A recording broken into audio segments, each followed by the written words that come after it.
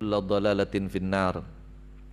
يا ربنا بالمصطفى الرؤوف محمد مكمل الأوصاف وبكلامك العظيم الشافي مصدر كل العلم والمعارف بجاه كل الأنبياء الحصاف وبكرامة ذوي انكشاف وبمكانة ذوي السر الصفي وبمشايخ ذوي الإنصاف معهدا نجعل معهدا منورا ونافعا مباركا معمورا ومنبع العلوم والعرفان ومرتقى الإيمان والإحسان كهفا لطالب العلوم والحكم فذكره ونفعه شاع وعم ومصدر الحكم والأحكام حتى يصير مقصد الأنام يرغب فيه الخاص مثل العام فهو إذن كبيتك الحرام وانفع وبارك زد لنا في علمنا منزلنا اجعل منزلا ميمونا والطف بنا في سائر الأوقات ونجنا من سائر الآفات أزواجنا أولادنا اجعلهم لنا قرة أعين فيا إلهنا كذاك كل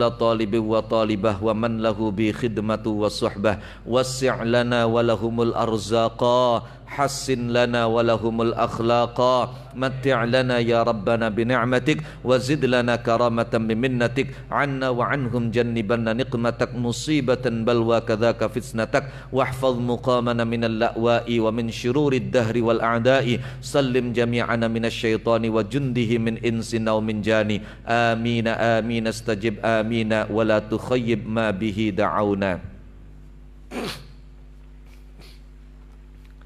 Bismillahirrahmanirrahim. Wa bihi qala ta'ala wa ma kana li mu'minin ay yaqtula mu'minan illa khata'a. Wa ma kana lan oranana iku li mu'minin kedue wong mukmin apa ay yaqtula apa nyento mateni sapa mukmin mateni mukminan ing mukmin kang liyan. Aima yang bagi tegese ora sayogja apa ayas dura nyento metu minhu saking mukmin apa qatlun mateni lahu maring mukminan illa khata'an kecuali luput ai mukhti'an tegese wong kang luput fi qatlihi ing dalem mateni mukminan luput-luput maksude min ghairi qasdin saking tanpa sengaja tanpa sejak min ghairi qasdin saking tanpa sengaja. Lah, kalau itu terjadi ada mukmin membunuh mukmin lain tanpa kesengajaan, adakah konsekuensinya? Ana waman utawi sapane wong iku qatala mateni sapa man mateni mukminan ing wong kang iman oleh mateni khata'an krana luput gambarane bi an qasada kelawan nyento neja sapa man neja ramya ghairihi ing balang liyane mukmin contone ghair kasaidin kaya hewan buruan au syajaratin atawa wit-witan tiba-tiba fa asaba mongko mikenani sapa man atau fa'asaba mongko mikenani apa ramyu ya kena mikenani hu ing mukmin au daraba atawa mukul sapa man hu ing mukmin oleh mukul bima kelawan perkara silaima la yaqtulu kang ora bisa mateni apa ma ghaliban ing dalam lumrahe. Contoh apa? Gebuk karo biting misale, gebuk karo centong misale. Loh, kira-kira wong lamun digebuk karo centong mati beleh. Kunci kali-kali gane gebuk karo centong toli amblas mati. Haiku contohe mala yaqtulu ghaliban. Maka konsekuensinya fatahriru raqabatin ay itqi raqabatin. Fatahriru raqabatin ay itqu raqabatin. Mongko merdekakaken budak. Ay itqu raqabatin tegese merdekakaken budak. Nasamatin tegese awak-awakan sifati raqabah mukminatin kang iman alaihi ingatase man wadiyatun lan bayar diat wadiyatun lan diat musallamatun kang diserahaken ai muaddatun tegese kang den tekaaken ila ahlihi maring ahline mukmin ai warasatil maktuli tegese piro-piro ahli warise wong mukmin kang dipateni. Illa ayyasaddaku kecuali nyento pada sedekah sopo ahli. Ayyatasaddaku tegese pada sedekah sopo ahli alaihi ingatase man.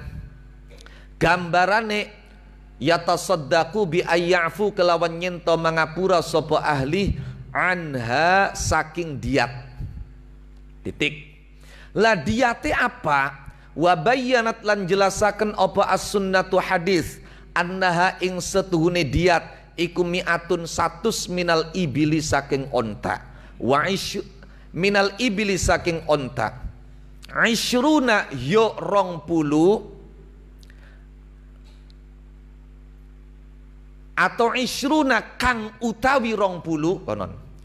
Iku mi'at wa bayyanat lan mertelaken apa sunnatu hadis annaha ing setune diat iku mi'atun 100 minal ibli saking onta. Aisyuruna utawi kang 20 dari 100 onta itu iku bintu makhodin rupa onta bintu makhod. Apa onta bintu makhodku? Onta wadon kang wis sempurna umur setahun masuk umur 2 tahun. Itu bintu makhod. Wa kadzalan iku kaya mengkene bintu makhod banatu labunin utawi piro-piro onta bintu labun. Wa banu labunin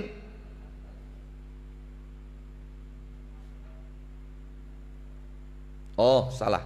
Wa kadzalan iku kaya mengkene isyruna banatu labunin utai piro-piro onta bintu labun wa banu labunin lan piro-piro onta ibnu labun wa hiqaqun lan piro-piro onta hiqah wa jidha'un lan piro-piro onta jid'ah atau jad'ah onta kang wis poel.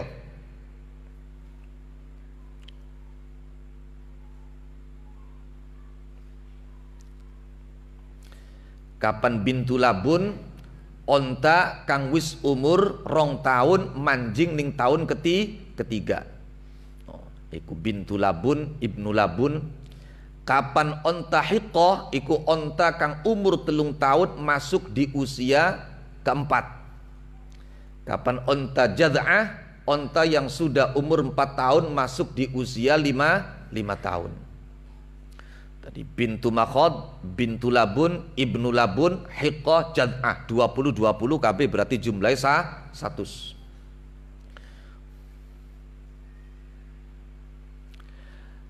Wa anna halan setuhune diat iku ala aqilatil qatili ingatase waris asobai wong kang mateni. Wa hum utawi aqilatul qatil iku asobatuhu piro-piro waris asobai qatil. Sebagaimana kita tahu dalam ilmu faraid itu orang mendapatkan bagian warisan itu ada yang bil fardi, ada yang bitaksib. Kalau bil fardi itu dapat persentasi yang sudah ditetapkan oleh Allah. 3%, 1/4%, 1/8% itu namanya bil fardi. Lah ada yang mendapatkan sisa dari bagian-bagian yang sudah dipastikan itu namanya asobah. Mereka mendapatkan warisan bitaksib. Lah asobah itu macam-macam. Ana asobah bin nafsi, ana asobah bil ghair, ana asobah ma'al ghair. Wa hum utawi aqilatul qatil iku asobatuhu waris asobah qatil illal asla kecuali wong tua wal far'alan anak. Jadi asal iku wong tua, bapak tua sependuwur, kapan far anak sepengisor. Muwazza'atun kang den bagi-bagi alaihim ingatase asobah. Berapa lama ala salasi sinina ingatase 3 piro-piro tahun. Alal ghaniyi iku ingatase wong sugih minhum saking asobah nisfu dinarin utawi separo dinar. Separo dinar itu berapa? 1 dinar itu sama dengan berat emas 3,88 gram. Jadi 1 dinar itu sama dengan 3,88 gram. Nah, tinggal diparoh.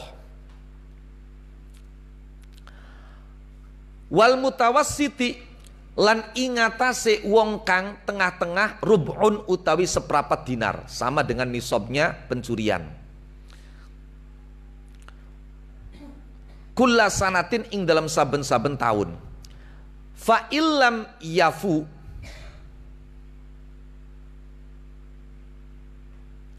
mongko lamun ora nohoni sapa asobah. Artinya asobah yang ada itu tidak bisa memenuhi. Maka kekurangannya dari mana? Famin baitil mali, moko saking baitul mal, kas negara. Fa'in ta'azzara mongko lamun dadi kangelan apa baitul mal, ya fa'alal jani, mongko ing atase wong kang natoni atau kang mateni. Titik.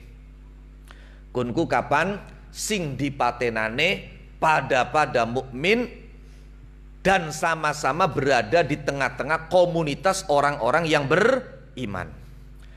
Fa in kana mongko lamun ana sapa al maqtulu wong kang dipateni anaikum min qaumin saking kaum aduwin kang musuhi ay harbin tegese merangi lakum maring sira kabeh. Wa huwa utawi al maqtul iku mukminun wong kang iman. Fatahriru raqabatin mongko merdekakaken budak mukminatin kang beriman. Ala qatilihi ing atase wong kang mateni al maqtul. Kafarotan halidadi kafaroh.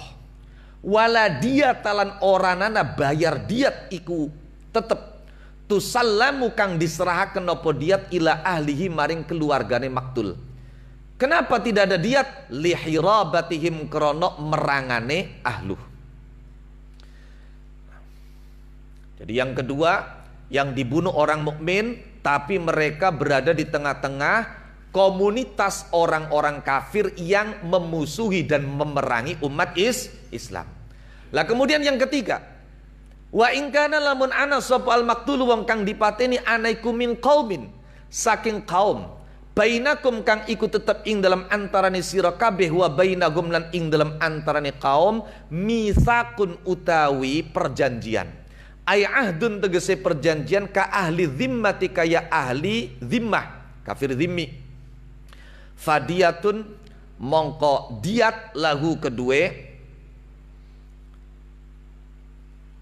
maqtul musallamatun kang diserahaken ila ahlihi maring keluargane maktul.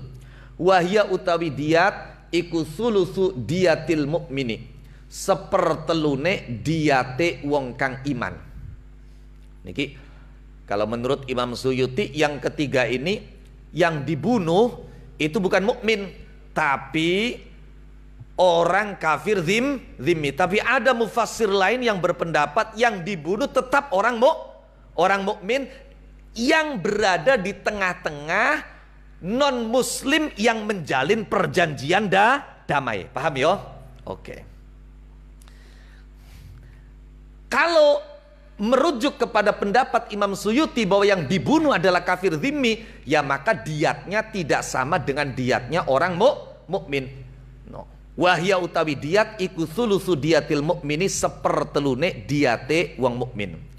Ingka nalamun ana sapa maktul aneku Yahudian wong Yahudi au Nasranian atawa wong Nasrani. Wa sulusa asyriha lan rong pertelune.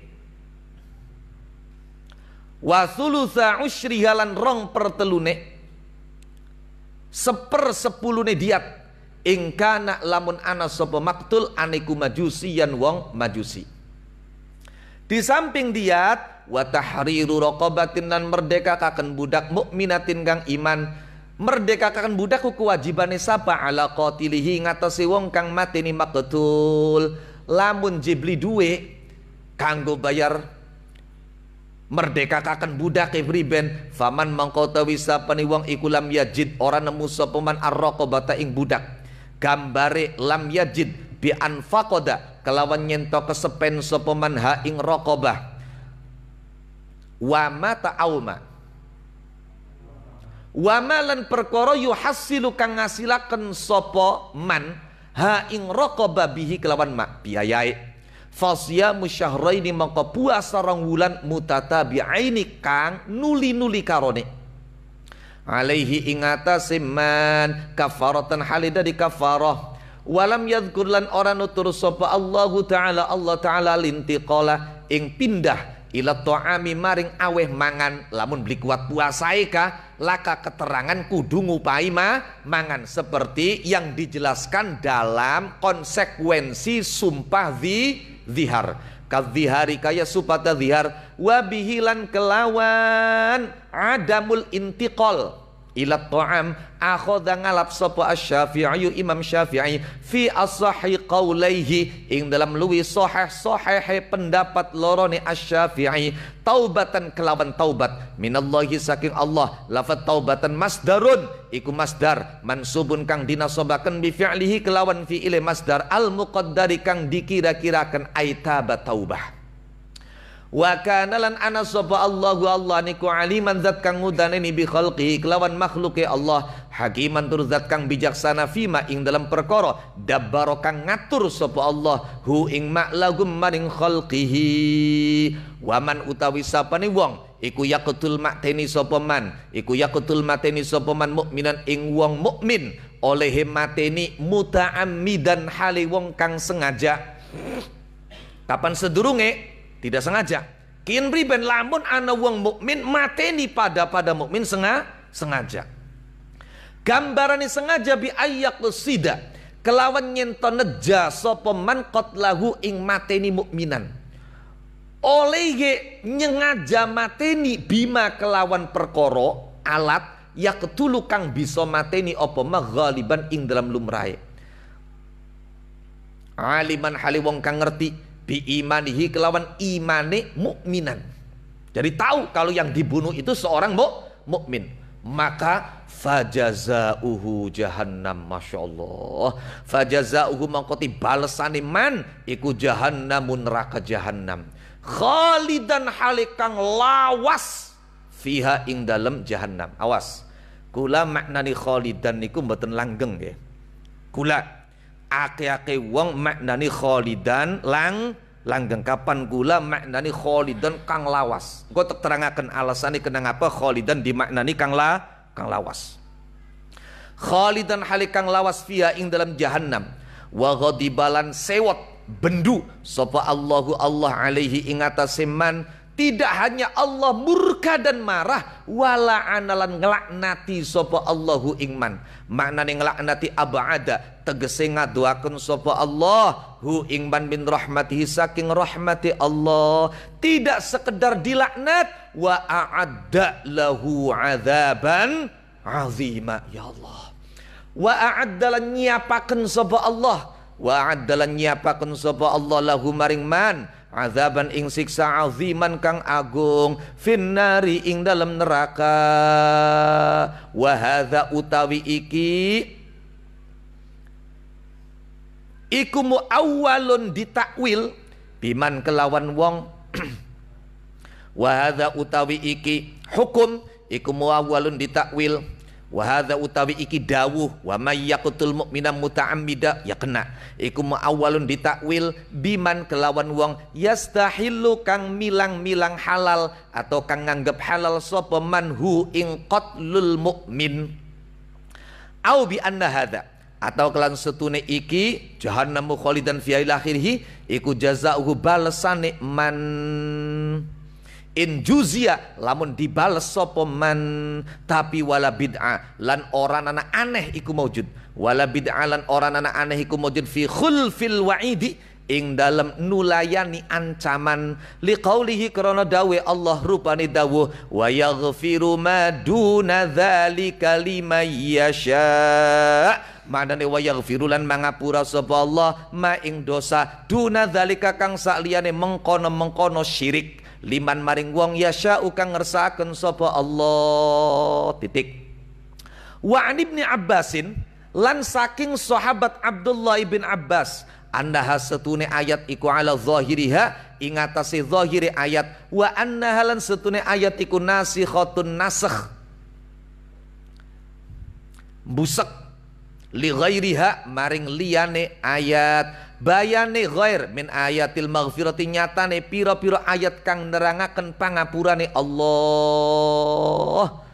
Wa bayanat lan jelasaken apa ayatul Baqarah ti ayat kang ana ning surat Baqarah jelasaken anna qatilal amdi ing setune wong kang mateni kelawan sengaja iku yuqtalu dipateni sapa qatil bihi sebab amad wa anna alaihi lan setuhune iku wajib ing atase qatil adiyata ana bayar diat isime ana sing muakhar adiyata ana bayar diat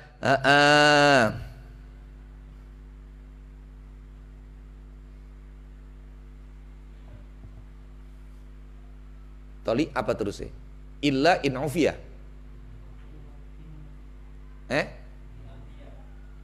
In ufiya lamun di pangapura. In ufiya lamun di pangapura sapa anhu saking qatil. In ufiya lamun di pangapura sapa anhu saking qatil. Wasabaqolan wis dingin apa qadruha ukurane diat. Wa bayanat lan jelasaken apa sunnatu hadis anna bainal amdi ing setuhune iku tetep ing dalam antarane mateni sengaja wal khata ilan mateni ora sengaja qatlan ana bentuk mateni yusamma kang diarani apa qatl shibhal amdi ing aran shibhul amd nyerupani sengaja wa huwa shibhul amd iku ayak tulan nyento mateni sapa qatil hu ing maktul oleh mateni bima kelawan alat layak tulu kang ora bisa mateni apa maghaliban ing dalam lumrahe falaki soso mongko ora ana qisas iku wajib fihi ing dalam shibhil amdi bal diatun balik diat kal amdi kaya mateni sengaja fis sifati ing dalam sifate wal khata ilan kaya mateni ora sengaja kal amdi kaya mateni sengaja fis sifati ing dalam sifate wal khata ilan mateni kang ora sengaja fit takjili ing dalam disumaya akene. Jadi tahun kalau tidak sengaja itu selama 3 tahun. Maka dalam fikih itu ada istilah diyat mughalladzah dan diyat mukhaffafah. Fit tajili ing dalam disumayaken wal hamlilan nanggung wa huwa utawi syibhul amdi wal amdulan mateni sengaja iku aula luwi utama luwi berhak luwi layak bil kafarati kelawan bayar kafarah minal khoto'i ketimbang saking mateni luput titik pun. Bismillahirrahmanirrahim. Wa ma kana li mu'minin ay yaqtula mu'minan illa khata'a wa man qatala mu'minan khata'an fatahriru raqabatin mu'minatin wadiyatun musallamatun ila ahlihi illa ay yasaddaqu al-ayah. Setelah Allah Subhanahu wa ta'ala menjelaskan tentang apa-apa yang berkaitan dengan peperangan yang dihadapi adalah musuh yang berbeda ideologi. Akan tetapi yang namanya perang itu kan kalau sudah iltiham, kapan sudah berkecamuk, kalau sudah berhadap-hadapan, dirundung dan dilanda kecemasan yang luar biasa, itu kan kacau. Kadang-kadang sampai terjadi satu kondisi di mana kita tidak sadar bahwa yang kita serang atau yang kita pukul, yang kita serbu dengan senjata itu adalah ternyata saudara kita yang sama-sama beriman.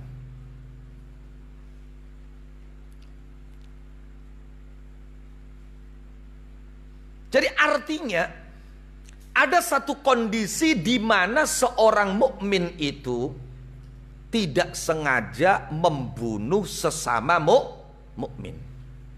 Priben ki hukume?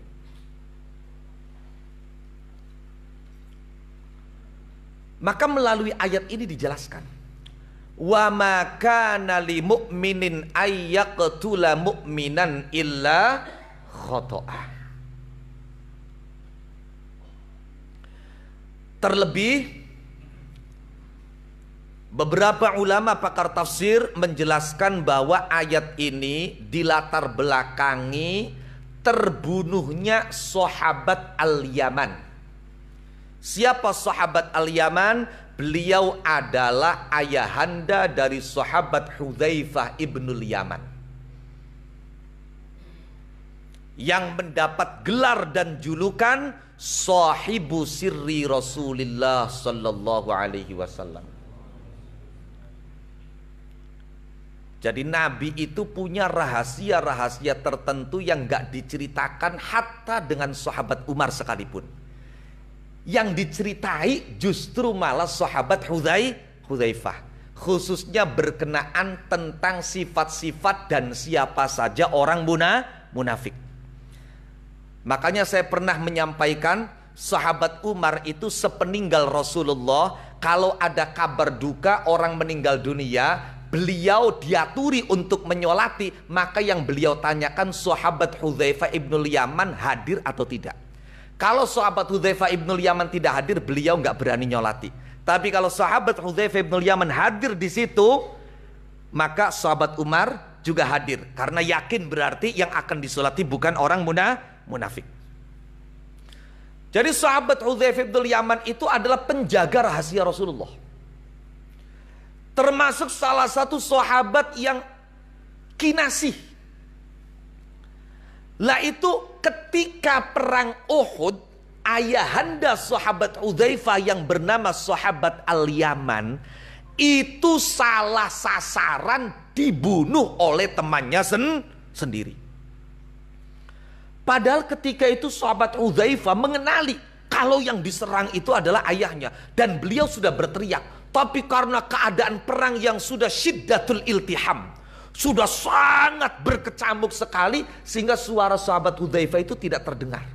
Baru setelah jatuh, terbunuh, ditanggruk, ditubruk karo sahabat Hudzaifah, baru sadar bahwa yang dibunuh itu adalah temannya sendiri, sesama mukmin, yang tidak lain adalah ayah dari sahabat Hudzaifah ibnul Yaman. Ada lagi ulama yang berpendapat bahwa yang melatar belakangi turunnya ayat ini adalah kejadian yang dialami oleh sahabat Abu Darda radhiyallahu anhu ardhah. Jadi ceritanya sahabat Abu Darda niku tes leren perang, mbuh pengen ngaso, mbuh pengen luru tempat banyu, tiba-tiba ning dalan ketemu karo uwong lagi angon wedhus. Lagi angon wedhus. Akhirnya dikira karo sahabat Abu Darda orang ini adalah orang kafir, dibabat, dibunuh. Setelah dibunuh, kambingnya dia anggap sebagai rampasan perang, dibawa ke Rasulullah. Laporan, ternyata penggembala kambing yang dibunuh oleh sahabat Abu Darda adalah seorang sahabat yang mukmin, yang beriman. Maka kemudian turun ayat wa ma kana lil mu'minin ay yaqtula mu'minan illa khota'ah. Ada lagi yang mengatakan bahwa ayat ini turun di latar belakangi kejadian yang terjadi pada Iyash ibnu Abi Rabi'ah, yang tidak lain dan tidak bukan merupakan saudara laki-laki Abu Jahal seibu. Jadi banyak yang melatar belakangi ayat ini. Ala kulli hal, ayat ini secara umum menjelaskan tentang hukum dan konsekuensi ketika membunuh orang mukmin tanpa sengaja. Yang menarik, ayat ini tidak langsung dalam bentuk larangan. Jangan bunuh orang mukmin, tidak. Tapi kalimatnya diawali dengan wa ma kana lil mu'minin ayyaqtula mu'minan illa khata'ah. Jadi tidaklah patut atau bahkan mestinya tidak boleh ada dan tidak boleh terjadi wa makana. Coba. Mestinya tidak boleh ada dan tidak boleh terjadi ada seorang mukmin membunuh sesama kecuali kalau memang kesalahan. Kecuali kalau tidak sengaja. Jadi artinya sangat dikecam dan tidak boleh terjadi kalau ada orang mukmin kok sengaja membunuh sesama mukmin. Paham tidak? Kenapa? Kenen supaya bayangkan, ada dalam satu riwayat Rasulullah Sallallahu Alaihi Wasallam mengatakan al-qatil wal maqtul kilahuma finnar. Orang yang membunuh dan yang dibunuh dua-duanya neraka.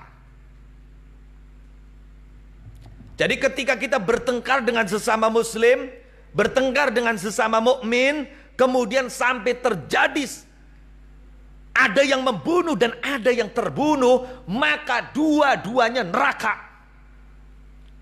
Sahabat ketika itu logikanya belum sampai. Tanya sama Rasulullah, ya Rasul, kalau yang membunuh neraka wajar, namanya membunuh. Bagaimana dengan yang dibunuh? Dia kan korban. Kenapa dia juga divonis langsung neraka? Maka Rasulullah mengatakan, yang dibunuh ini punya semangat membunuh seperti halnya yang paham tidak? Ari soal dheweke dipateni nasi bebae kalah, dipateni, paham kan? Tapi dalam hati semangatnya tidak kalah dengan yang membunuh, yaitu sama-sama ingin paham kan? Nah, itu. Maka sekali lagi wa makana lil mu'minin ayyaqtula mu'minan. Tidak boleh terjadi seorang mukmin membunuh sesama mukmin terkecuali kalau tidak sengaja, khoto'ah. Coba ketika kita membunuh sesama mukmin, ini bukan sekedar persoalan hilangnya nyawa satu orang, bukan sekedar persoalan matinya satu orang. Kita semua manusia ini diciptakan oleh Allah pertama untuk mengenal dan mengabdi kepada Allah Subhanahu wa taala. Wa ma khalaqatul jinna wal insa illa liya'budun. Ini yang pertama. Ketika ada orang yang kita bunuh, berarti kita memutus orang ini dari mengenal dan mengabdi kepada Allah, menghambakan diri kepada Allah. Yang kedua, manusia itu diciptakan oleh Allah sebagai khalifah di atas bumi dengan tugas melakukan imaratul ardi. Huwa ansha'akum minal ardi wasta'marakum fiha.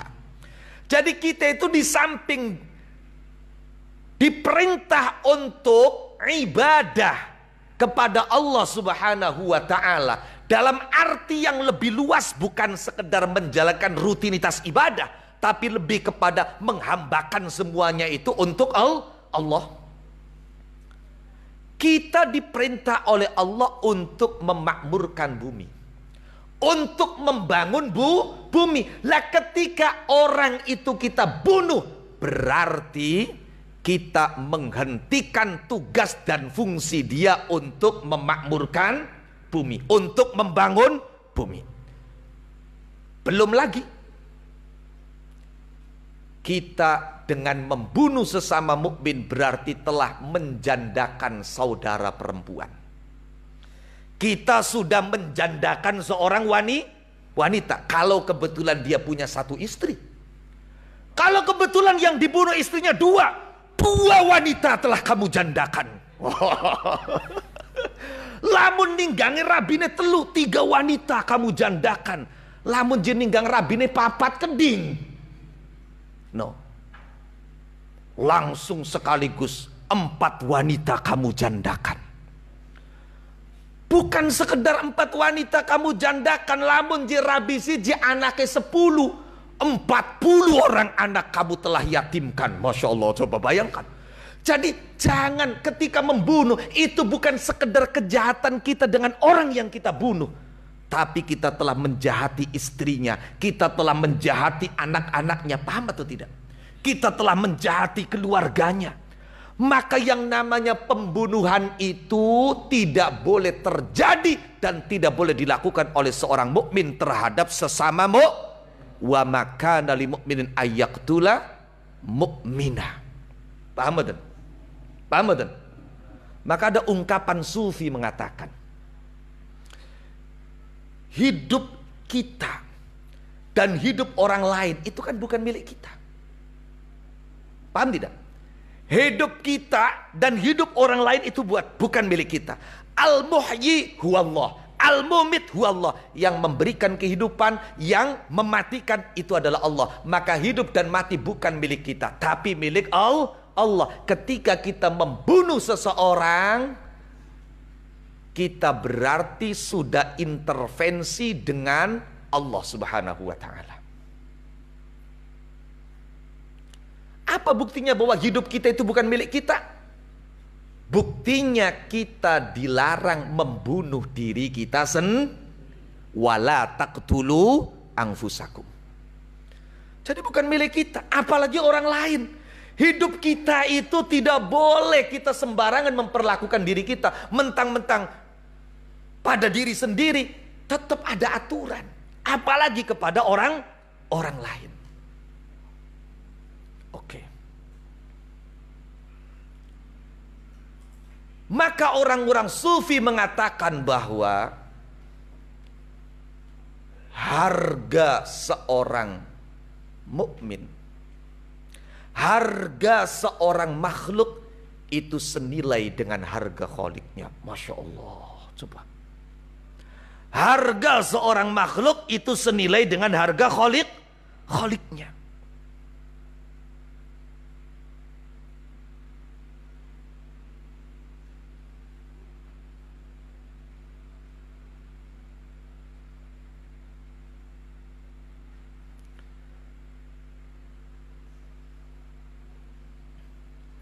Wa ma kana li mu'minin ayyaqtula mu'minan illa khata'a.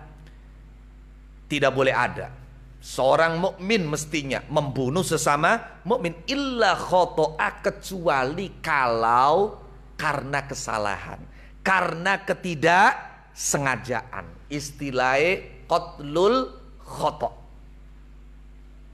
Jadi nanti ada beberapa istilah ya. Ada qatlul amad, ada qatlul khata', ada qatl shibhul amdi. Kapan qatlul amdi, membunuh sengaja, sasarannya pasti, alat yang digunakan biasanya bisa membunuh. Contohnya Kang Mustafa mengkel karo Rijal, akhirnya wis poke dikeker, diawasi kapan bae duwe kesempatan bisa mateni Rijal. No, jadi sasarannya sudah pasti. Sasarannya sudah pasti. Kalau istilah dalam hukum undang-undang kita di negara itu namanya apa? Pembunuhan berencana. Sebenarnya tidak harus direncanakan lama. Dalam waktu sekejap saja kalau memang kita sasarnya pasti, ya berarti pembunuhan berencana. Wis, oleh kesempatan maka digunakanlah golok untuk menghabisi Rijal. Golok iku umume lamun kanggo nyerang wong bisa mateni bleh. Mateni. Lah ini maka ketentuannya ini namanya qatlul amdi, pembunuhan sengaja. Ana maning qatlul khata'. Qatlul khata' itu sasarannya sudah pasti, akan tetapi ternyata kita salah Jadi pembunuhan yang salah sasaran. Paham kan? pengen nembak manuk kenae manuke solikin. Pengen nembake manuk asli kenae manuke solikin. Oh, sampai semaput matilah. Ini kategori qatlul khata. Paham ya? Mau kanding perang gak? Pengen mateni wong kafir, ternyata sing kena sesama mukmin. Jadi kita ada sasaran, tapi kemudian salah sasaran. Paham kan? Itu namanya qatlul khata. Lah ada yang ketiga, syibhul amad. Syibhul amad itu artinya sasarannya pasti dan tepat sasaran, hanya saja alat yang digunakan itu biasanya tidak membunuh. Contoh misalnya anak rabi ndelengaken lakine nganggur bae, beli mekaya esuk-esuk tangi turu ngopi udah dudut, bragat udah dudut ngane tangga, balik sengane tangga menjelang beduk turu maning. Iya, anggal dina uripe kaya konon saking mengkelek ngomong wis merengut wis, iya, ngebruk lawang wis, masih durung eling lakine, akhire mengkel sasa waya lakine lagi turu dibanjur karo dipentung nganggo centong. Centong kanggo mentung iku biasanya bisa mati nih beli bisa, tapi kali-kali gane waktu kuen ngepasi centong dipentungaken malaikat Israel nyabut nyawa. Akhirnya tes dipentung karo centong mati. Laiku arane syibhul amdi. Sasarannya jelas yang menjadi sasaran, tapi alat yang digunakan alat yang umumnya tidak membunuh, tapi kali-kali gane mate. Kali-kali gane kula menjadi wong Jawa Tengah Jawa Timur ndelalah. Paham yo? Ndelalah. Pun niku arane syibhul amd. Baik, kita kembali. Wa ma kana lil mu'minin ay yaqtula mu'minan illa khata'a. Maukah bahwa seorang mukmin itu mestinya tidak boleh membunuh sesama mukmin kecuali kalau memang karena kesalahan, karena ketidaksengajaan. Kalau itu terjadi, adakah konsekuensi? Jadi jangan dikira karena kita membunuh tidak sengaja kemudian tidak ada konsekuensi. Coba tadikah istri yang kita jandakan, anak yang kita yatimkan, beberapa keluarga yang kita buat sedih, ini maka ada konsekuensinya. Seandainya terjadi seorang mukmin membunuh sesama mukmin yang berada di tengah-tengah komunitas orang-orang mukmin, maka fatahriru raqabatim mu'minah. Ini kalau dijelaskan ini bisa panjang sekali ya. Sudahlah, kita sekilas-sekilas saja. Pertama, fatahriru raqabatim mu'minah. Dia harus memerdekakan budak yang beriman.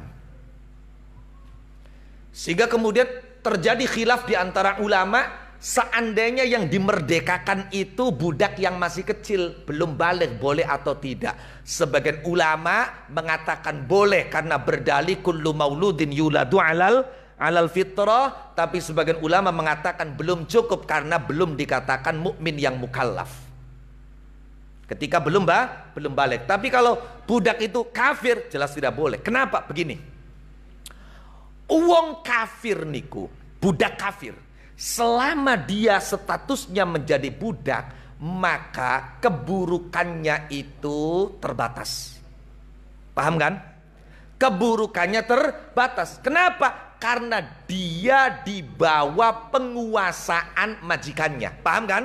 Geraknya terbatas. Sehingga kalau dia membuat onar, dia membuat kerusakan, maka apa yang dia lakukan itu dampaknya masih terbatas. No. Berbeda dengan orang merdeka.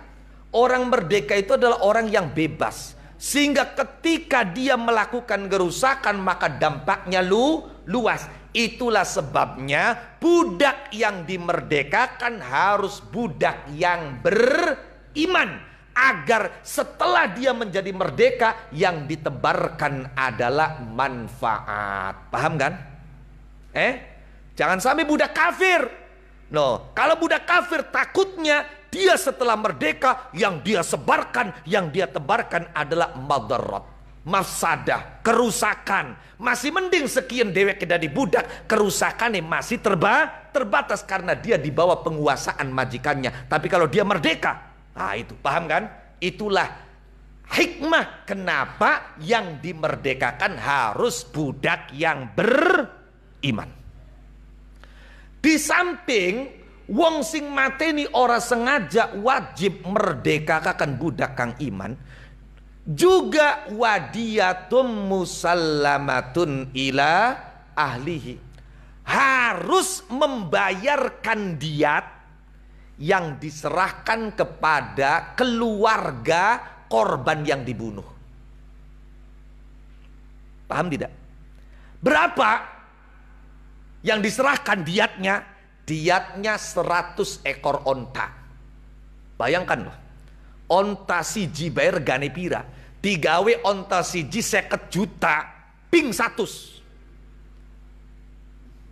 Masya Allah. Dan ternyata diat ini dibebankan bukan kepada yang membunuh, tapi kepada keluarga yang membunuh, waris asobahnya. Ala aqilatil qatil. Coba, seandainya ini paham semua orang, paham semua, tentu yang nyamannya nasihat jangan sekali-kali dan jangan coba-coba dan jangan berani-berani membunuh. Ini menjadi nasihat yang sangat familiar di setiap keluarga. Paham kan?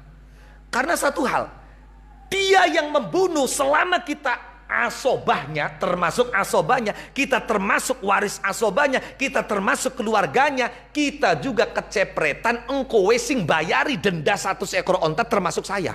Paham tidak maksudnya? Itu Masya Allah, 100 ekor onta. Dan kalau diat ini diat mughalladhah, 1 tahun harus selesai itu. Kalau diatnya mukhafafah itu 3 tahun muajjalah. Illa ayyasaddaku, kecuali apabila keluarga korban yang dibunuh memaafkan dan menyedekahkan. Artinya apa? Wis bagen oro sedenda-dendaan maning pader sampian duwe anak lanang, iya kan? Loh, kian sedulure kita sing lakine mati dadi rang daya masih nom, wis asal dikawin bae beli apa-apa jadi hadiatan maning, ya selesai. No, selesai. Tidak hanya itu sebetulnya. Ketika kemudian ini diterapkan, maka keluarga, terutama mereka yang masih remaja, yang masih kecil, itu tertanam takut dengan konsekuensi kalau mereka sampai melakukan pembunuhan. Yang kedua, ketika terjadi ada keluarga korban yang memaafkan sehingga diat 100 ekor onta yang mestinya dibayarkan akhirnya bebas, itu maka akhirnya tertanam di dalam jiwa, oh betapa persoalan besar itu bisa selesai dengan satu kata, yaitu memaaf. Subhanallah. Maka jangan pernah kita gengsi berat untuk memaafkan. Kenapa? Karena meminta maaf itu sifat manusia dan memaafkan adalah sifat Tuhan. Masya Allah. Coba beli kodingin masih lara ati aja mekonon. Ayo, sekali lagi saya katakan bahwa meminta maaf itu sifat manusia, tapi memaafkan adalah sifat Tuhan. Al-afu. No, niki. Don. La fa in kana min qaumin aduwwil lakum wa huwa mu'min. Seandainya yang dibunuh itu sama-sama beriman tapi dia berada di tengah-tengah komunitas musuh yang memerangi umat Islam. Tapi wong iman loh, pada seagama sing dipateni, paham kan? Menenge ning daerah kafir, sing kafire merangi wong Islam. Priben, maka hanya satu konsekuensinya. Pihak yang membunuh wajib memerdekakan budak sebagai kafaroh. Tidak ada diat 100 ekor onta yang diserahkan kepada keluarga korban. Paham kan? Muncul pertanyaan, loh kenapa tidak ada diat? Loh, dia kan keluarganya kafir semua. Tidak sekedar kafir, bahkan kafir yang memusuhi umat Islam. Kalau kita kasih 100 ekor onta, akan dijadikan kekuatan untuk memerangi umat Islam. Paham? Paham li maksudnya? Itu maka hanya wajib memerdekakan budak. Paham ya? Oke. Yang ketiga, wa in kana min qaumin bainakum wa bainahum mitsaqun fadiyatun musallamatun ila ahlihi wa tahriru raqabatin mu'minah. Seandainya yang dibunuh, kita mengikuti pendapat Imam Suyuti dulu, yang dibunuh itu kafir zimmi, yaitu orang yang ada ikatan dan perjanjian hidup damai dengan kita. Orang kafir yang hidup damai bersama kita, yang dibunuh orang kafir, maka wajib membayar diat yang diserahkan kepada keluarga korban. Lo kafir nggak apa-apa, sebagai bentuk bela sungkawa. Toh pader kafire orang merangi. Beda dengan kasus kedua. Paham kan? Lah berapa diatnya? Tidak 100 ekor onta. Tapi kalau dia kafirnya kafir kitabi, artinya Yahudi atau Nasrani, maka diatnya 1/3 dari diat orang yang beriman. Jadi 100 ekor dibagi 3, 1/3-nya itu diatnya. Kalau dia ternyata majusi, maka diatnya adalah 2/3 dari 1/10-nya. Diatnya orang yang beriman. Paham? Pun. Niku. Lah, setelah diat itu diserahkan kepada keluarga korban, kemudian ada kewajiban yang lain, yaitu wa tahriru raqabatin mu'minah, memerdekakan budak sekali lagi yang beriman. Tapi kalau kita mengikuti pendapat mufassir yang lain, maka yang ketiga ini sama, korbannya adalah orang yang beriman. Paham kan? Sama. Tapi dia hidup di tengah-tengah komunitas orang-orang kafir yang punya ikatan perjanjian damai. Paham? Dia sama-sama mukmin, maka dia wajib bayar diat dan wajib memerdekakan budak yang beriman. Paham kan? Contoh misalnya, kula mateni fulan.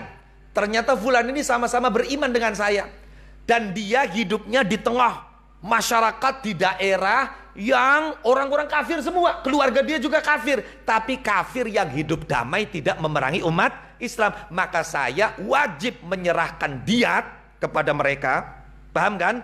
Juga wajib, karena dia sama beriman, berarti diatnya ya 100 ekor onta. Dan wajib memerdekakan budak yang beriman.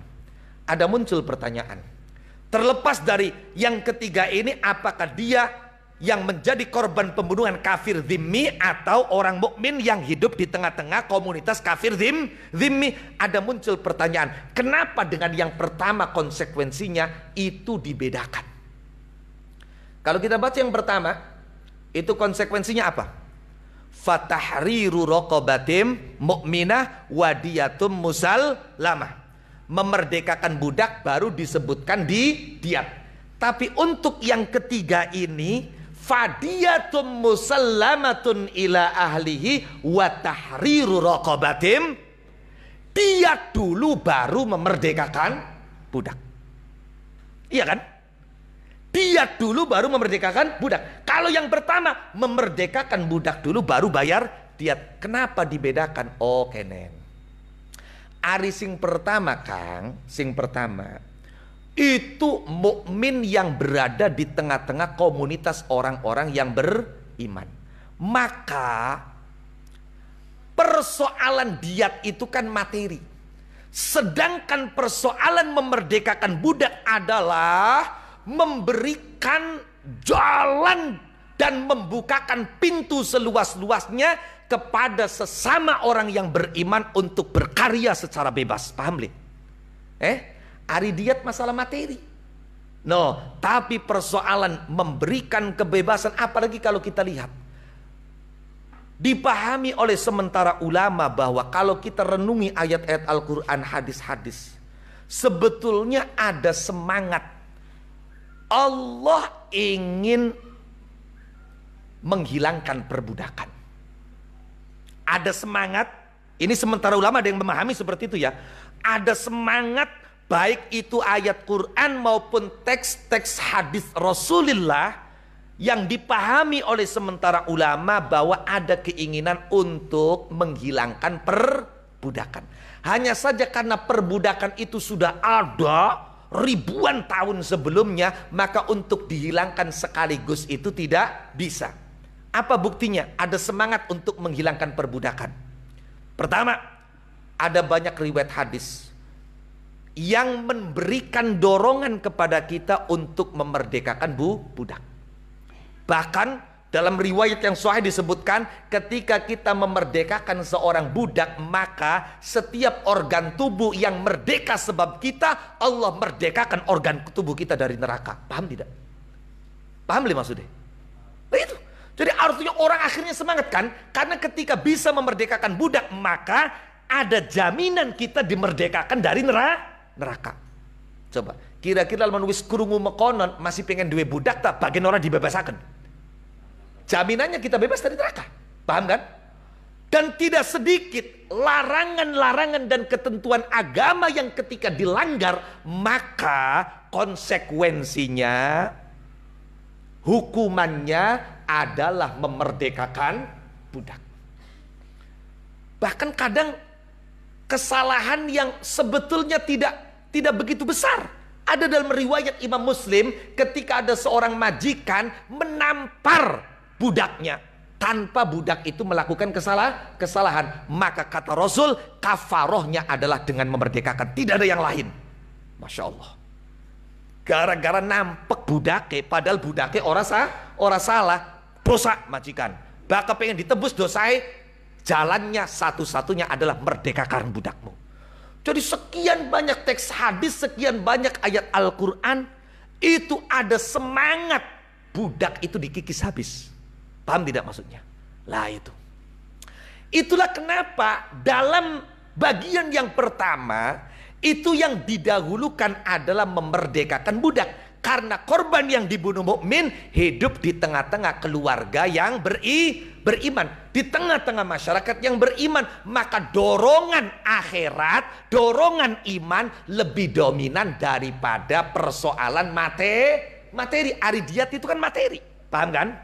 Lah, beda dengan yang ketiga. Kalau yang ketiga dia di tengah-tengah komunitas orang-orang kafir dhimmi. Lah orang kafir itu kan belum tersentuh iman kepada Allah Subhanahu wa taala. Pikirannya lebih kepada materi. Itulah kenapa dia didahulukan baru memerdekakan budak. Paham?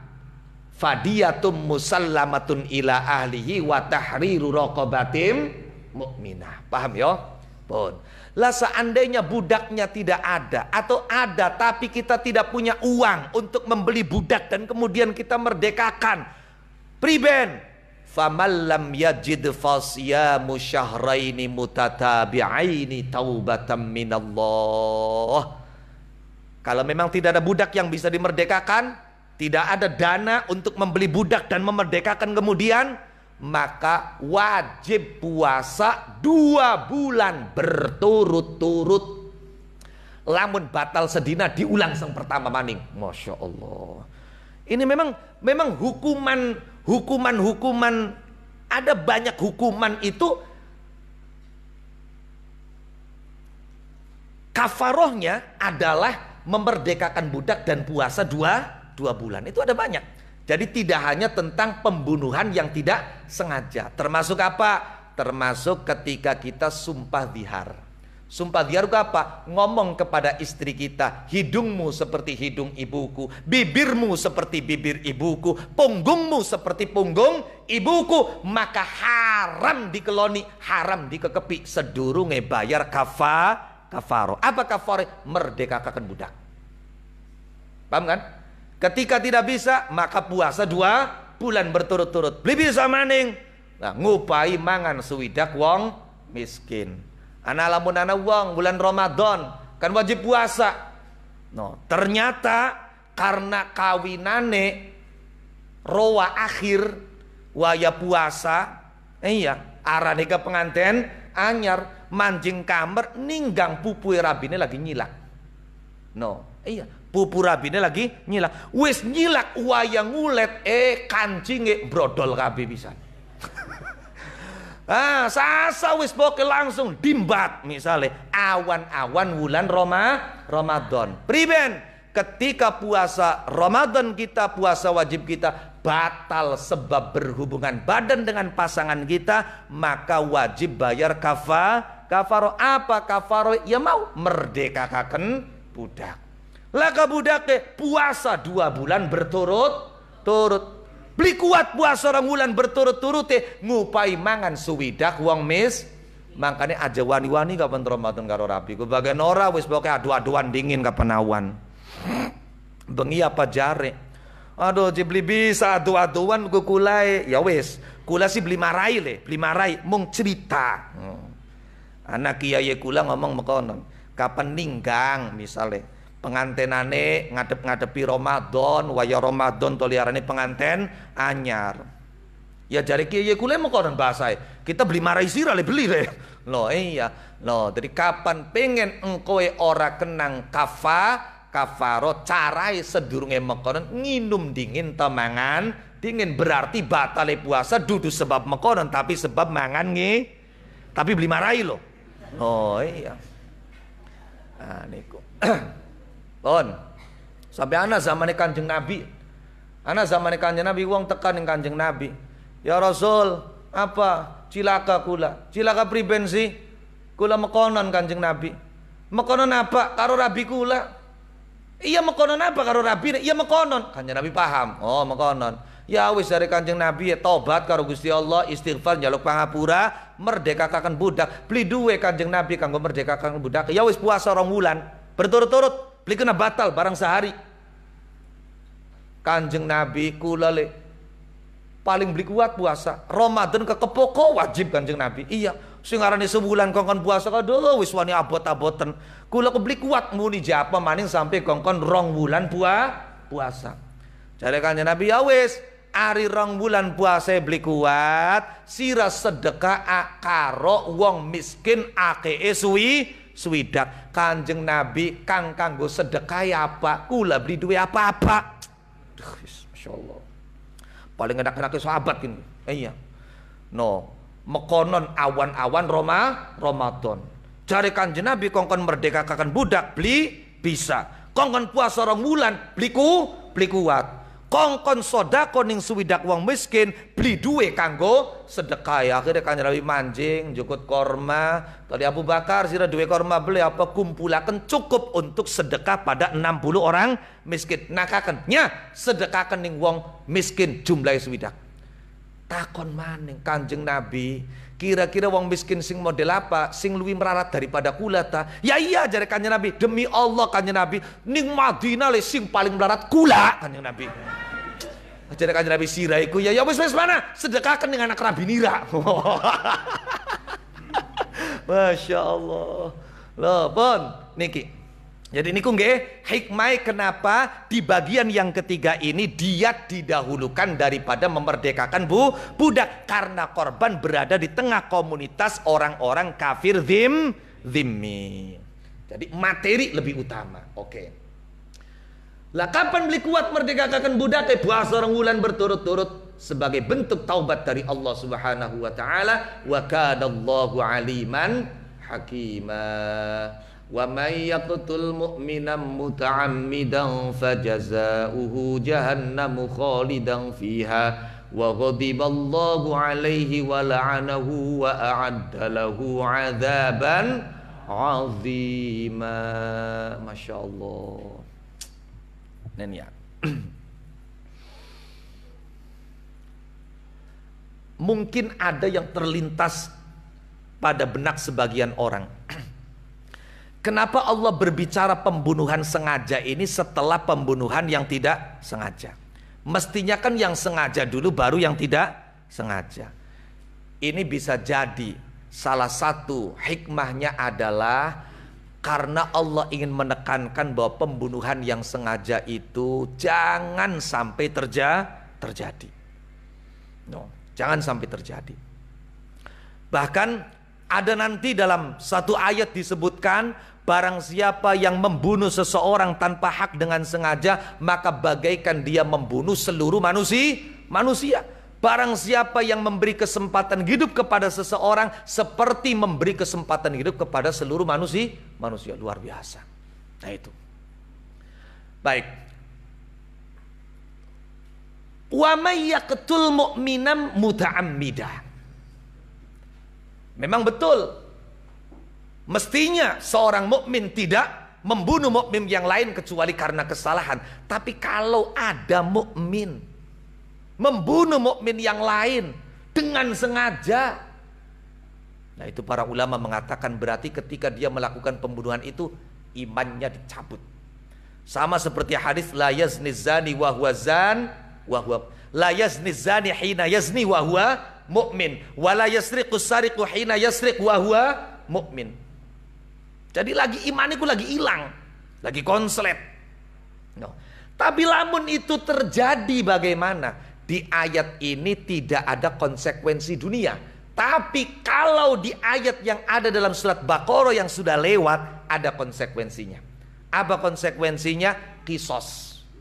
No, jadi kalau kita sengaja membunuh sesama mukmin, maka harus dibunuh lagi. Qisas. Maka walakum fil qisasi hayatu ya ulil albab. Tapi di sini ini yang disebut adalah konsekuensi akhirat. Kalau konsekuensi dunia di ayat ini tidak disebut, disebutkan di surat Al-Baqarah, yaitu harus dibunuh lagi, qisas namanya. Kalau di sini hanya disebutkan konsekuensi akhirat. Tapi begitu pun Masya Allah, konsekuensi akhirat luar biasa. Konsekuensi akhirat luar biasa. Apa? Barang siapa yang dengan sengaja membunuh sesama mukmin, pertama, fajazauhu jahannam. Balasannya adalah neraka jahannam. Langsung wis. Vonis jahannam. Tidak hanya itu coba. Khalidan fiha. Dia lama di dalam jahannam. Sebagian orang dia kekal di dalam jahannam. Maka Imam Suyuti mengatakan kalau itu diartikan kekal, maka itu berarti diperuntukkan bagi orang yang menganggap pembunuhan itu halal. Karena dengan menganggap halal pembunuhan, dia menjadi murtad. Maka yuk kekal selama-lamanya. Oke. Tidak hanya khalidan fiha, yang ketiga wa ghadiballahu alaihi, Allah murka kepadanya. Masya Allah. Yang sing duwe hakul ihya hakul imata Gusti Allah direcoki nih bocah kuwen. Ya nyewot Gusti Allah, kesinggung, paham kan? Maka wa ghadiballahu alaihi. Tidak sekedar itu. Yang keempat, wala'anahu, Allah laknat orang itu. Jadi wong sing mateni, wong sing iman sengaja, siji dibales karo neraka jahanam, loro khalidan fiha, nomor telu Allah marah kepadanya, yang keempat Allah melaknatnya, yang kelima wa a'adda lahu 'adzaban 'azima, Allah siapkan untuknya siksaan yang dahsyat, siksaan yang besar, bukan siksaan yang remeh, yang kecil. 5, Masya Allah.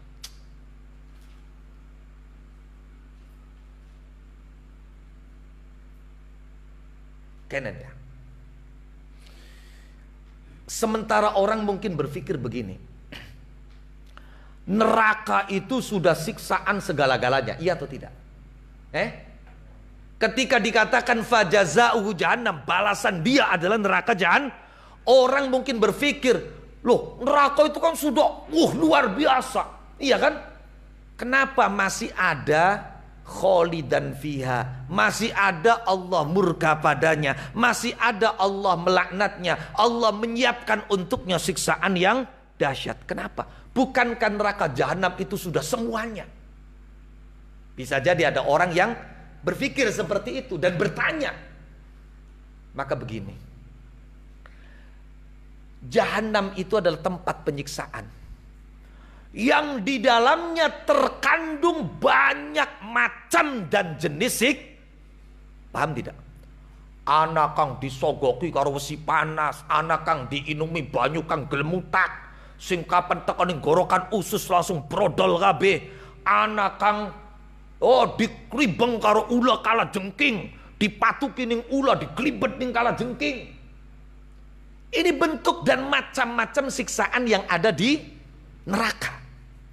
Loh. Contoh real atau ilustrasi sebagai gambarannya begini. Ketika ada seseorang masuk penjara, Anda jangan beranggapan bahwa penjara itu balasan semuanya. Paham kan? Karena ternyata di dalam penjara itu juga kadang terdapat siksaan dan balasan yang lebih menyakitkan daripada penjara itu sendiri. Paham tidak?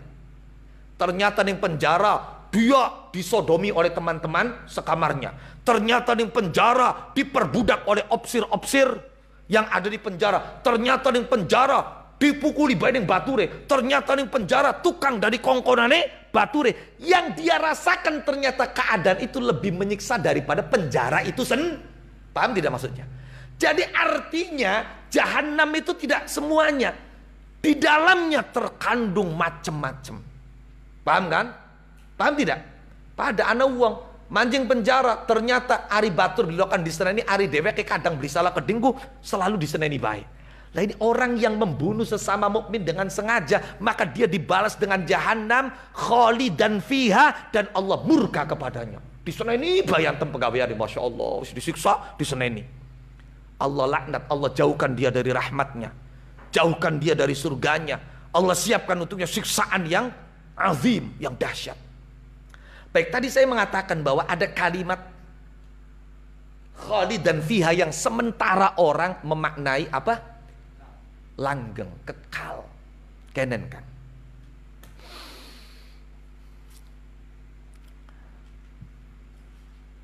Seandainya kalimat khalidan itu diartikan abadi, kekal, tentu tidak ada ayat khalidina fiha abada. Paham kan? Seandainya khalidina itu diartikan kekal, tentu tidak ada ayat khalidina fiha abada. Ada tambahan abadanya. Paham kan? Ternyata kita temukan ada ayat khalidina fiha abada. Radhiyallahu anhum wa radu anhu. Anak abada. Berarti kalau demikian makna khalid dan abad beda. Tidak mungkin ada pengulangan. Maha suci Allah. Paham kan? Dari takror, mengulang kalimat yang punya maksud sama. Itu. Yang kedua, ternyata ketika Allah menggunakan kalimat khalidin, Allah lanjutkan dengan istisna. Berarti ada pengecualian dari kata khulud. Paham kan? Kalau ada yang dikecualikan berarti khulud itu tidak selama-lamanya. Silakan buka surat Hud. Fa'ammal ladzina syaqu fa finnari lahum fiha zafiru wa syahiq khalidina fiha ma damatis samawati wal ardu illa ma syaa rabbuk. Ana kalimat khalidin tapi kok dipai paham?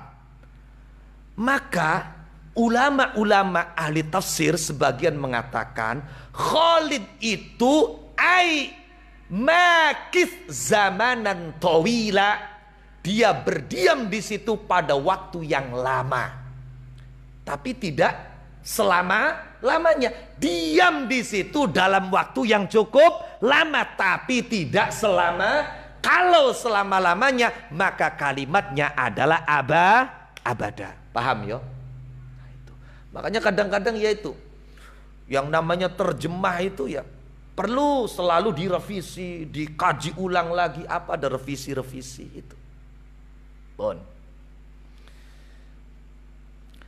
Terakhir, ini melebihi ya. Terakhir, demikian ngerinya ancaman bagi orang yang membunuh sesama mukmin dengan sengaja. Sampai-sampai ulama berbeda pendapat, apakah orang itu punya kesempatan taubat atau tidak.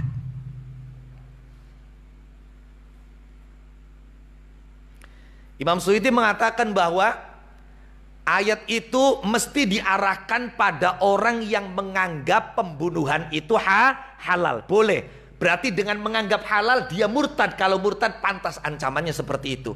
Tapi kalau dia tidak menganggap halal pembunuhan, ya tidak sekejam itu dan tidak sengeri itu ancamannya. Kata Imam Suyuti. Atau bisa jadi iya ancamannya dan balasannya seperti itu kalau memang dia dibalas nantinya. Tapi kan itu kan sekedar ancaman, tidak mesti direalisasikan. Paham tidak? Jadi ancaman itu menurut sebagian tokoh Ahlus Sunnah wal Jamaah tidak mesti direalisasikan, tidak mesti diwujudkan. Berbeda dengan janji. Kalau janji pasti dan harus terjadi. Innallaha la yukhliful mi'ad. Tapi kalau ancaman tidak harus dibuktikan. Paham kan? Sama orang tua ngancam anaknya, bro sira beli nurut mengkonon ditek pai jajan, angger bae di pai jajan. Paham kan? Nah itu ketika ancaman orang tua tidak dijalankan, itu tidak apa-apa, justru malah menggambarkan betapa besarnya kasih sayang orang tua kepada anak. Jadi ketika Allah mengancam, belum tentu ancaman ini dilaksanakan. Kalau memang tidak dilaksanakan, tidak mengurangi kebesaran Allah, justru malah menunjukkan betapa Rahman Rahimnya Allah. Paham tidak maksudnya? Oke. Tapi menurut Imam Suyuti, Ibnu Abbas memaknai ayat ini sesuai dengan zahirnya. Bahkan Ibnu Abbas, kata Imam Suyuti, berpendapat ayat ini menasakh ayat-ayat yang berbicara tentang ampunan. Artinya apa? Artinya tidak berlaku pengampunan itu bagi orang yang membunuh sesama mukmin dengan sengaja. Masya Allah, ngeri sekali ya. Ya Allah. Kaitan kan? Sebetulnya setelah saya cek di kitabnya, ternyata tidak utuh. Tidak utuh. Ibnu Abbas punya dua riwayat. No, makanya contoh kanggo kula sampean kabeh kapan mutalaah kitab itu perlu muqabalah, perlu perbandingan. No. Saya tertarik ketika kemudian dikatakan Ibnu Abbas mengatakan ayat ini tetap keadaan sesuai dengan zahirnya, bahkan mengklaim, kata Imam Suyuti, Ibnu Abbas mengklaim ayat ini menasakh ayat-ayat tentang ampunan yang lain. Saya tertarik untuk ngecek. Ternyata setelah dicek tidak seperti itu. Artinya ada dua riwayat dari Ibnu Abbas. Jadi Imam Suyuti ketika menulis kitab ini itu hanya menuliskan satu riwayat, tapi riwayat yang lain yang dari Ibnu Abbas tidak dicatat. Memang ulama berbeda pendapat tentang membunuh orang mukmin dengan sengaja, apakah pembunuhnya punya kesempatan taubat atau tidak. Ada seorang ulama besar pada masa Daulah Abbasiyah, namanya Amr ibn Ubaid. Dia ulama besar. Sampai-sampai khalifah itu mengatakan, mengkomentari ulama-ulama yang ada, kulluhum talibus said illa Amr ibn Ubaid. Semua ulama yang ada itu masih mencari binatang buruan. Artinya apa? Masih kudu luru ilmu, masih kudu ngaji, kecuali Amr bin Ubaid. Tapi subhanallah, di sini hikmah. Gusti Allah pengen ngatokaken, ternyata kadang-kadang apa sing dadi fahami wong gede iku luput, dan yang bisa paham bocah cilik. Dan cerita siji waktu Amr bin Ubaid masuk di majelis pengajiannya, dihadiri banyak sing ngaji wah kegulane kiai ulama-ulama. Ketika itu beliau menjelaskan tentang masalah pembunuhan dengan sengaja.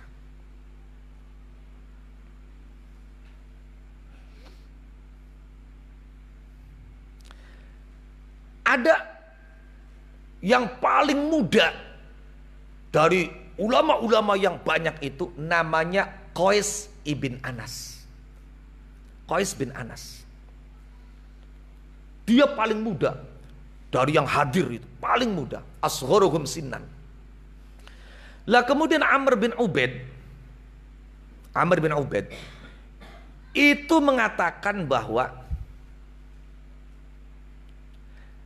ketika di hari kiamat, bisa jadi beliau menceritakan mimpinya, bisa jadi kata Imam Syarawi beliau sedang menjelaskan ilham yang didapatnya.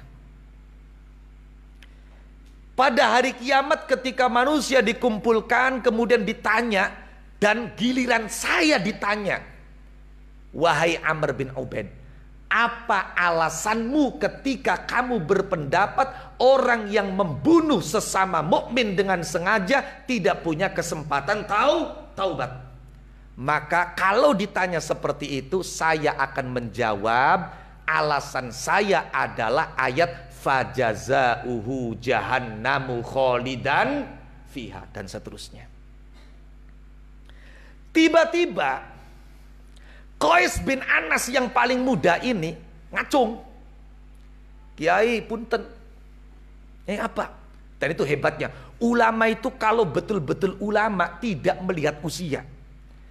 Ilmu itu dari mana saja, hatta dari anak kecil, hatta dari penggembala kambing. Imam Syafi'i belajar pada Syaiban Ar-Ra'i, paham ya? Itu. Jadi yang dilihat itu bukan usia. Kalau berbicara tentang ilmu dari siapapun, anak kecil pun kalau memang yang keluar dari mulutnya ilmu, ya kita katakan itu adalah ilmu. Kadang-kadang sebagian orang sekarang itu ada yang fanatik di usia, sehingga mereka-mereka anak-anak muda yang berilmu punya potensi besar pun itu dibungkam mulutnya karena masih ada yang tua. Jangan. Persoalan kita hormat kepada orang tua wajib. Persoalan kita minta doa kepada orang tua sudah semestinya. Kita dudukkan mereka di depan, yang paling atas itu sudah wajibnya, iya kan? Tapi kalau berbicara tentang keilmuan, siapapun silahkan berbicara, asalkan berdasarkan ilmu. Paham ya? Qais bin Anas ngacung, Kiai punten. Iya priben. Kinsi kula ki Kiai, lamun kula ditakoni kaya konon, kula gak pada ngetokaken ayat fajazauhu jahannamu kholidan fiha. Hanya saja akan saya imbuhkan. Hanya saja akan saya imbuhkan. Selama orang itu tidak mendapatkan pengampunan dari Allah Subhanahu wa ta'ala. Sebab Gusti Allah di ayat lain mengatakan, innallaha la yaghfiru ayyushraka bihi wa yaghfiru ma duna dzalika limai. Paham le maksudnya? Dan ternyata diomongin Qais bin Anas yang masih 6 kayak kono, Amr bin Ubaid diam. Yang bisa jadi berarti beliau sepakat bahwa tidak bisa divonis orang yang membunuh sesama mukmin dengan sengaja itu langgeng di neraka dan tidak punya kesempatan mendapat ampunan dari Allah. Toh buktinya anak ayat innallaha la yaghfiru ayyushraka bihi wa yaghfiru ma duna dzalika limai yasha. Dan ternyata setelah saya cek, pokoknya ya, tadi bocah cilik kadang duwe ilmu, makanya kiai-kiai kita itu dulu mengajarkan qad yujadu fil bahr, qad yujadu fin nahri ma la yujadu fil bahr. Terkadang di sungai itu kita bisa menemukan sesuatu yang tidak bisa kita temukan di laut. Jangan pernah berpikir apa yang ada di sungai pasti ada di laut. Terkadang yang ada di sungai tidak ada di laut. Terkadang yang ada pada kiai kampung tidak ada pada kiai yang jasnya, jubahnya sudah, paham ya? Qad yakunu fis shaghir ma la yakunu fil kabir. Terkadang pada diri orang yang dianggap kecil ada sesuatu yang tidak kita temukan pada orang yang sudah dianggap besar. Paham kan? Lah itu. Bon. Lah kula cek mau ke Ibnu Abbas kah? Ternyata kenen ceritain. Siji waktu sahabat Ibnu Abbas ketekanan wong, beliau sedang berada di hadapan para sahabatnya, para tabi'in, murid-muridnya. Kemudian orang yang datang ini bertanya, "Ya bena ammi Rasulillah, alil qatili amdan taubah?" Wahai Ibnu Abbas, sepupu Rasulullah, apakah orang yang membunuh dengan sengaja punya kesempatan taubat? Qala Ibnu Abbas, la. Ibnu Abbas menjawab, tidak ada kesempatan taubat.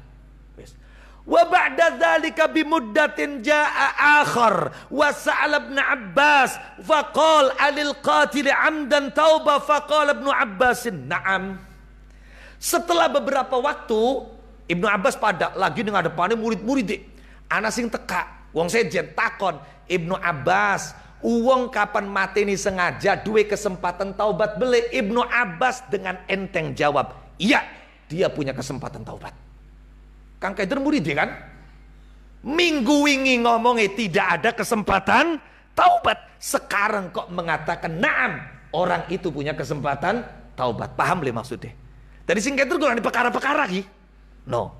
Akhirnya beriben faqala julasa'uh kaifa taqulu dzalik wa qad sabaqa an qultala wal yaum taqulu na'am.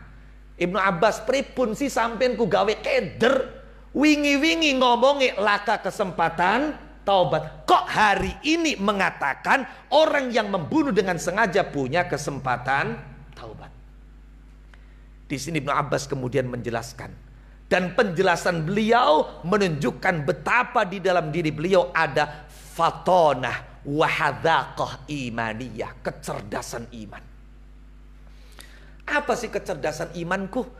Memberikan jawaban disesuaikan dengan kondisi dan keadaan yang bertanya. Paham le? Paham le maksudnya? Sampean kapan lagi ngadepi wong sing sugi ake duite aja cerita senyummu di hadapan saudaramu sedekah. Haram cerita konon. Paham le maksudnya?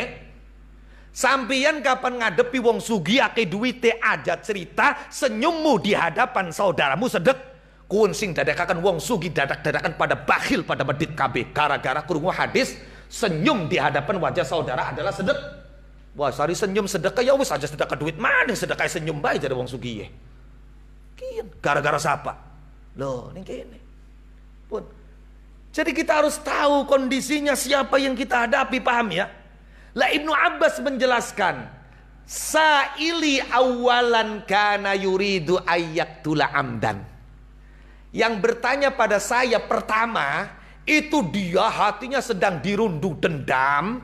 Dia memang punya rencana ingin membunuh dengan sengaja. Makanya saya katakan, no, kalau saya jawab ada kesempatan nanti dia membunuh, paham kan? Makanya saya jawab tidak ada kesempatan taubat. Sebab sing takon wong sing harapan mate ini, paham le maksudnya?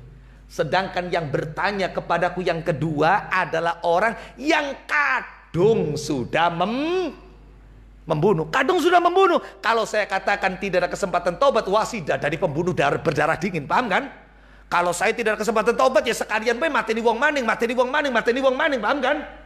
Maka saya tidak mau buat dia putus dari rahmat Allah. Saya katakan ada kesempatan taubat. Yang kadung ente si wis mate, paham le maksudnya? Ning kono, makane kudu cerdas.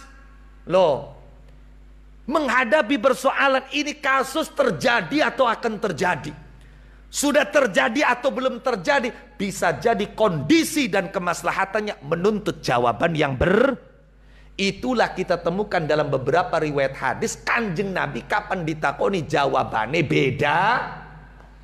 Kanjeng ditakoni Kanjeng Nabi, amal kang paling bagus ku apa? Siji waktu Kanjeng Nabi jawab, jihad di jalan Allah. Ana maning sing takon Kanjeng Nabi amal sing paling utama ku apa? Gawe bagus karo wong tua, birrul waliden, bakti karo wong tua. Kanjeng Nabi ana maning sing nakoni Kanjeng Nabi amal yang paling istimewa itu apa? Kanjeng Nabi ku jawabannya salat tepat pada waktunya. Masya Allah. Pertanyaannya sama, jawabannya berbeda-beda. Itu bisa jadi karena kondisi yang bertanyanya berbeda. Sing takon ning Kanjeng Nabi dijawab birrul waliden karena kondisinya duwe wong tua sing kudu diladeni, sing kudu dibakteni, paham kan? Loh, itu. Sing takon ning Kanjeng Nabi dijawab, amal yang paling utama adalah sholat tepat waktu. Sing takon ki wong sing sholatin ndlewer, maka dia dijawab sholat tepat waktu. Paham kan? Lah ini adalah hadzaqah wa fatanah imaniyah. Jadi ternyata Ibnu Abbas jawabannya tidak mutlak la. Beliau pernah mengatakan la, tidak ada kesempatan taubat bagi orang yang membunuh dengan sengaja, dan beliau juga pernah mengatakan iya, ada kesempatan taubat bagi orang yang pernah membunuh dengan sengaja. Huna waqafna wallahu a'lam. Al-Fatihah.